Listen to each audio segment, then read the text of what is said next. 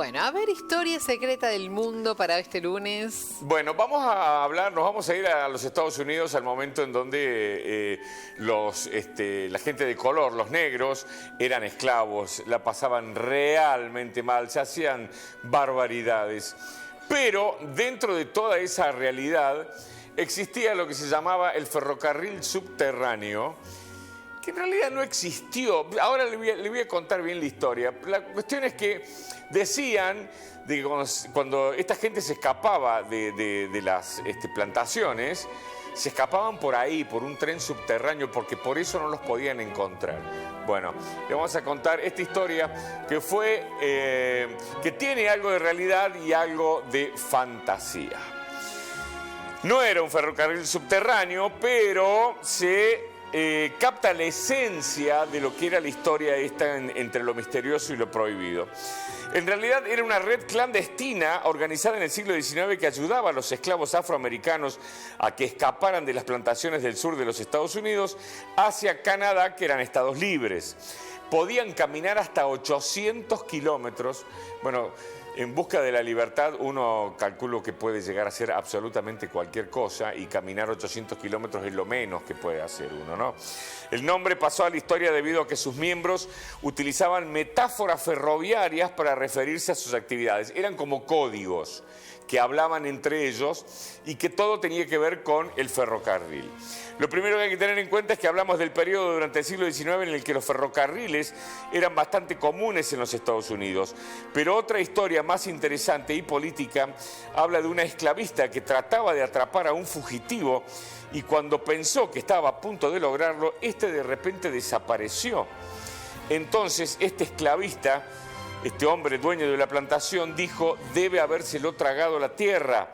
Y ahí es donde la gente empezó a hablar de que existía un ferrocarril subterráneo. Era unir un montón de cuestiones. En aquella época se le proporcionaba a los esclavos fugitivos disfraces, mapas e instrucciones sobre los lugares en los que podía hospedarse. En algunas ocasiones eran los propios maquinistas los que acompañaban guiándolos durante el peligroso trayecto y jugándose en la vida en la búsqueda de la libertad. Otros miembros del ferrocarril eran los que establecían las estaciones, es decir, las casas particulares en donde estos fugitivos podían ir a guarecerse y a esconderse hasta poder continuar su viaje. Había una de las mujeres que se llamaba Harriet Tubman, apodada la Moisés de los esclavos. Había nacido esclava en Maryland y también, bueno, había sido víctima y había sufrido todas las vejaciones y todas las barbaridades que cometían en aquella época, ¿no? También era una persona extremadamente religiosa y finalmente se decidió a huir junto a sus hermanos en el año 1848.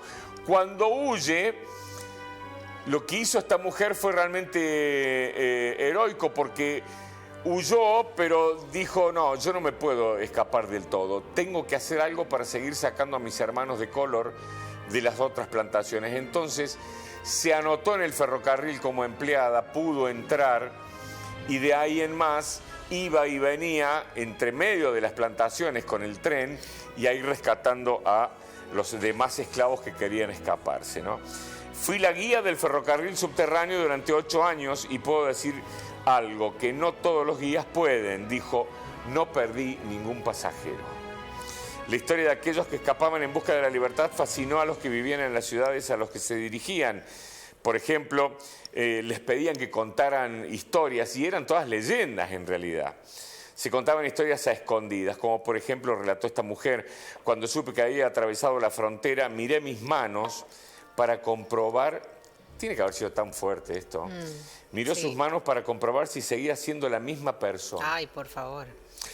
El sol con sus rayos dorados atravesaba los árboles y caía sobre los campos. Sentí que estaba en el cielo, dijo esta mujer, que decidió no llevar una vida en libertad del todo, sino trabajar en el ferrocarril para poder ir y venir por la vía del tren y ayudar a los demás hermanos afroamericanos a poder escaparse de las plantaciones. Una verdadera heroína y una mujer que, bueno, le tocó pasar lo que le debe haber tocado a la gran mayoría de los esclavos, ¿no? Sufrir absolutamente todo lo que uno pueda imaginar.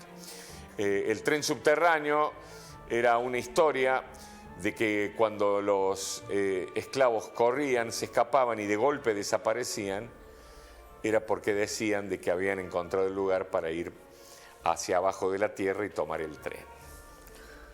Gracias por esta historia, Mariano. Hasta luego.